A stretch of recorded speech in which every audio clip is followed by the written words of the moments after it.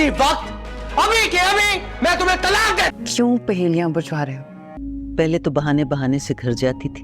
बताओ बात क्या है?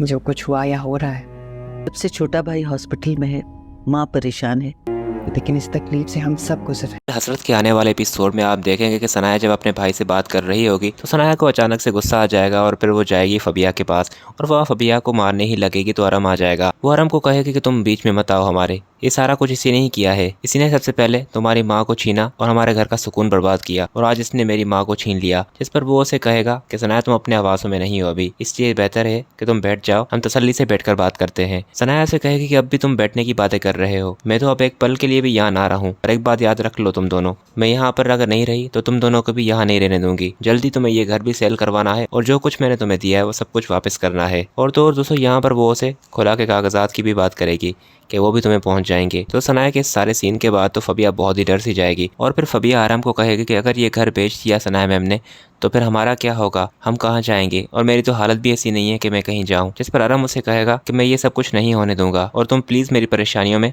मजीद इजाफा मत करो। और रिपोर्टिंग के मुताबिक दोस्तों आराम वापस जाएगा भी सनाया को मनाने के लिए और उसे माफी भी मांगेगा और उसे अपनी मजबूरी भी जाहिर करेगा कि तुम जानती हो इस हालात में घर बेचना और ये सब कुछ करना मेरे लिए मुमकिन नहीं है, सनाया की भी डिलीवरी है, इसलिए तुम जानती हो कि मैं ये सब कुछ नहीं कर सकता।